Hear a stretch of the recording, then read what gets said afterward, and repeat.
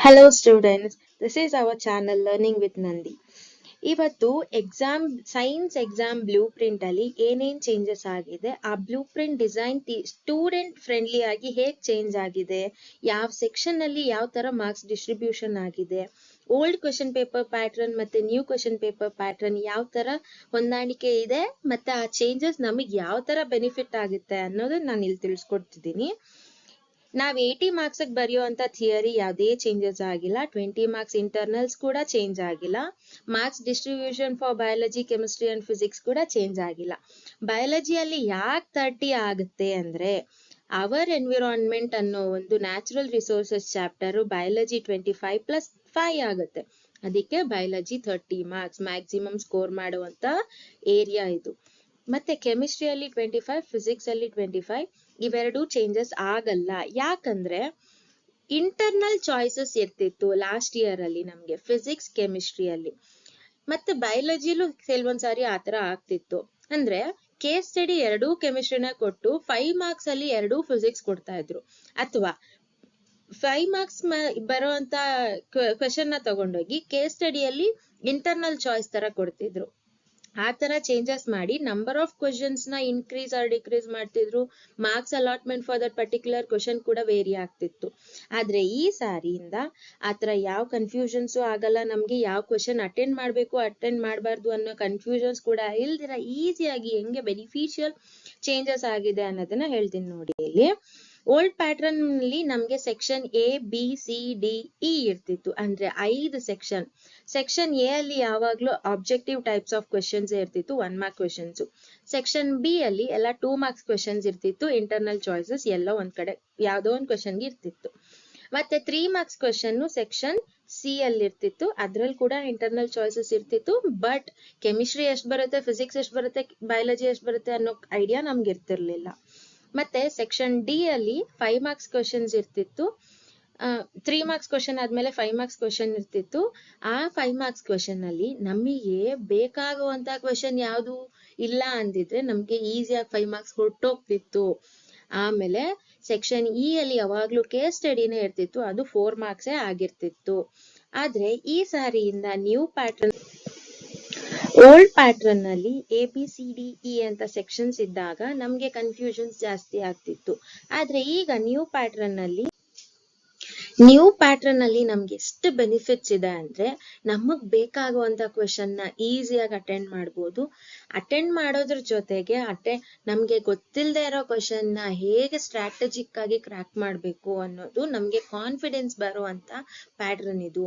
ಯಾಕೆಂದ್ರೆ section A full ಬಯಾಲಜಿನೇ ಇರುತ್ತೆ, section B full ಕೆಮಿಸ್ಟ್ರಿನೇ ಇರುತ್ತೆ, ಸೆಕ್ಷನ್ ಸಿ ಫುಲ್ ಫಿಸಿಕ್ಸೇ ಇರುತ್ತೆ.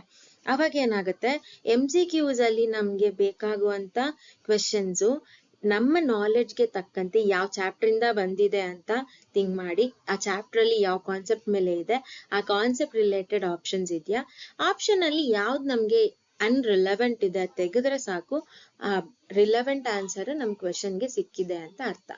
ಅಸರ್ಷನ್ ರೀಸನ್ ಅಲ್ಲಿ ಏನಾಗುತ್ತೆ ಅಂದ್ರೆ, ಅಸರ್ಷನ್ ಒಂದು ಸ್ಟೇಟ್ಮೆಂಟ್, ಅದಕ್ಕೆ ಒಂದು ರೀಸನ್ ಕೊಟ್ಟಿರ್ತಾರೆ. ಎಷ್ಟೋ ಜನಕ್ಕೆ ಅಸರ್ಷನ್ ರೀಸನ್ ಅಂದ್ರೆ ಏನನ್ನೋದೇ ಗೊತ್ತಿರಲ್ಲ. ಆ ಟೈಮಲ್ಲಿ ಏನ್ ಮಾಡ್ಬೇಕು, ಅಸರ್ಷನ್ ಒಂದು ಟಾಪಿಕ್, ರೀಸನ್ ಒಂದು ಸಬ್ ಟಾಪಿಕ್. ಅಸರ್ಷನ್ಗೆ ರಿಲೇಟೆಡ್ ರೀಸನ್ ಇದೆಯಾ, ಆಪ್ಷನ್ ಎ ಆರ್ ಬಿ ಇರುತ್ತೆ. ಅಸರ್ಷನ್ಗೆ ರೀಸನ್ ರಿಲೆವೆಂಟ್ ಇಲ್ವೇ ಇಲ್ವಾ, ಆಪ್ಷನ್ ಸಿ ಆರ್ ಡಿ ಇರುತ್ತೆ. ಆಪ್ಷನ್ ಎ ಮತ್ತೆ ಬಿ ಯಾವಾಗ ಬರ್ಬೇಕು, ರಿಲೆವೆಂಟ್ ಇರ್ಬೇಕು, ಎಕ್ಸ್ಪ್ಲನೇಷನ್ ಕರೆಕ್ಟ್ ಇರ್ಬೇಕು, ಅಥವಾ ಎಕ್ಸ್ಪ್ಲನೇಷನ್ ರಾಂಗ್ ಇರ್ಬೇಕು. ಇನ್ನೇನಂದ್ರೆ ಆ ಟಾಪಿಕ್ ಸಬ್ ಟಾಪಿಕ್ ಎರಡರಲ್ಲಿ ಒಂದು ಸುಳ್ಳಾಗಿರುತ್ತೆ, ಫಾಲ್ಸ್ ಸ್ಟೇಟ್ಮೆಂಟ್ ಅಥವಾ ಅನ್ರಿಲೆವೆಂಟ್ ಸ್ಟೇಟ್ಮೆಂಟ್ ನಮ್ಗೆ ಸಿಲೆಬಸ್ ಅಲ್ಲಿ ಇಲ್ದೇ ಇರೋದೂ ಇರ್ಬೋದು ಅಸರ್ಷನ್ ರೀಸನ್ ಅಲ್ಲಿ. ಅದೇ ನಮ್ಮ ಟ್ರಿಕ್ಸ್ ಇಲ್ಲಿ. So make sure that topic and subtopic are relevant or not relevant, is it true or not true. ಇಷ್ಟರಲ್ಲೇ ನಮ್ಗೆ ಆಬ್ಜೆಕ್ಟಿವ್ಸ್ ಮುಗೀತು. ಶಾರ್ಟ್ ಆನ್ಸರ್ ಟೈಪ್ಸ್ ಅಲ್ಲಿ 2 ಮಾರ್ಕ್ಸ್ ಕ್ವೆಶನ್ಸ್ ಇರುತ್ತೆ. 2 marks question A B C 3 section ಅಲ್ಲೂ ಇರುತ್ತೆ. ಅವಾಗ ನಮ್ಗೆ attend ಮಾಡಕ್ಕೆ ಇಂಟರ್ನಲ್ ಚಾಯ್ಸ್ ಅದೇ ಬಯಾಲಜಿನೇ ಆಗಿರುತ್ತೆ. ಮತ್ತೆ ಸೆಕ್ಷನ್ ಬಿ ಮತ್ತೆ ಸಿ ಅಲ್ಲಿ ಕೂಡ ಕೆಮಿಸ್ಟ್ರಿಗೆ ಇಂಟರ್ನಲ್ ಚಾಯ್ಸ್ ಕೆಮಿಸ್ಟ್ರಿ ಕ್ವೆಶನ್ನೇ ಇರುತ್ತೆ, ಫಿಸಿಕ್ಸ್ಗೆ ಇಂಟರ್ನಲ್ ಚಾಯ್ಸ್ ಫಿಸಿಕ್ಸೇ ಇರುತ್ತೆ. ಆವಾಗ ನಮ್ಗೆ ಅಟೆಂಡ್ ಮಾಡಕ್ಕೆ ಈಸಿ ಆಗತ್ತೆ. ಅಂಡ್ ಇನ್ನೂ ಒಂದ್ ನಿಮ್ಗೆ ಬೆನಿಫಿಟ್ ಏನಂದ್ರೆ, ಈ 5 marks ಕ್ವೆಶನ್ ಲಾಂಗ್ ಕ್ವೆಶನ್ಸ್ ಇರ್ತಾವಲ್ಲ, ಈ 5 marks ಕ್ವೆಶನ್ ಆಲ್ವೇಸ್ ಚಾಯ್ಸ್ ಇದ್ದೇ ಇರುತ್ತೆ ಈ ಸಾರಿಯಿಂದ. ನ್ಯೂ ಪ್ಯಾಟರ್ನ್ ಅಲ್ಲಿ ಕೇಸ್ ಸ್ಟಡಿಯಲ್ಲಿ ಕೂಡ ನಿಮ್ಗೆ ಚಾಯ್ಸ್ ಇದ್ದೇ ಇರುತ್ತೆ. So that you can score more here.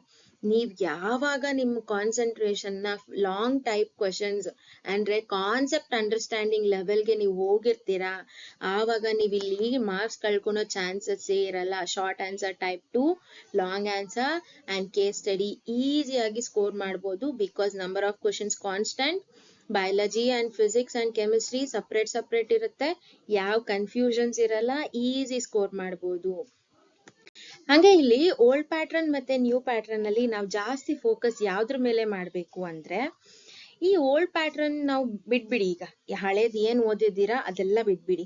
ಇವಾಗ ನ್ಯೂ ಪ್ಯಾಟ್ರನ್ ಪ್ರಕಾರ ನೀವು ಇನ್ಕ್ರೀಸ್ ಮಾಡ್ಬೇಕಾಗಿರೋ ಏರಿಯಾ ಯಾವ್ದಂದ್ರೆ MCQ ಅಲ್ಲಿ ಕಾಂಪಿಟೆನ್ಸಿ ಕ್ವೆಶನ್ ಯಾವ ಮೂಲೆಯಿಂದ ಬರುತ್ತೆ ಅನ್ನೋದು ಗೊತ್ತಾಗಲ್ಲ.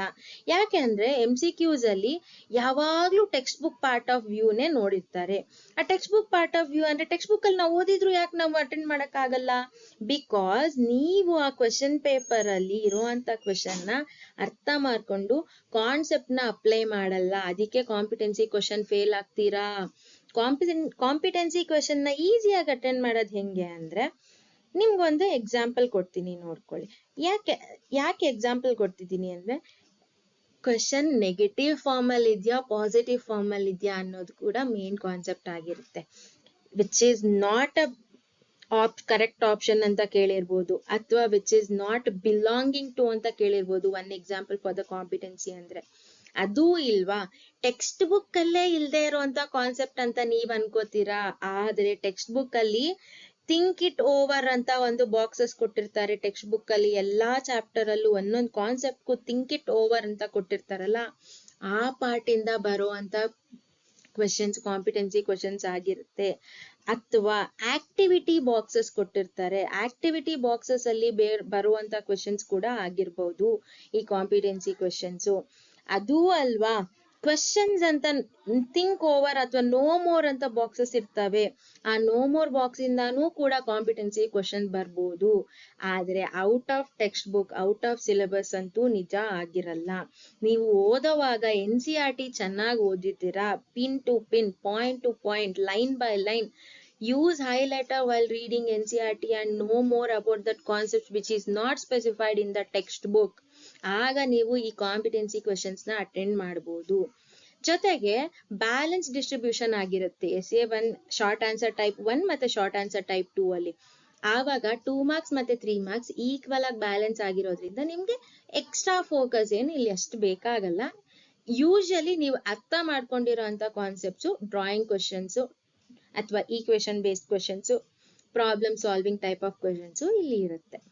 ಕೇಸ್ ಸ್ಟಡಿ ಮತ್ತೆ applied questions. Case study usually ನೀವು ಲ್ಯಾಂಗ್ವೇಜಸ್ ಅಲ್ಲಿ ನೋಡ್ದಂಗೆ ಅನ್ಸೀನ್ ಪ್ಯಾಸೇಜ್ ಕೂಡ ಆಗಿರ್ಬೋದು, ಅಥವಾ ಇನ್ text book type of paragraph, ಅಥವಾ ಡಯಾಗ್ರಾಮ್ ಬೇಸ್ಡ್ ಪ್ಯಾರಾಗ್ರಾಫ್, ಅಥವಾ ಕಾನ್ಸೆಪ್ಟ್ ಬೇಸ್ಡ್ ಪ್ಯಾರಾಗ್ರಾಫ್, ಅಥವಾ ಡಿಸೀಸ್ ಬೇಸ್ಡ್ ಪ್ಯಾರಾಗ್ರಾಫ್ ಕೂಡ ಆಗಿರ್ಬೋದು, ಅಥವಾ ಜನರಲ್ ಡಯಾಗ್ರಾಮ್ ಬೇಸ್ಡ್ ಕ್ವೆಶನ್ ಕೂಡ ಆಗಿರ್ಬೋದು ಈ ಕೇಸ್ ಸ್ಟಡಿ.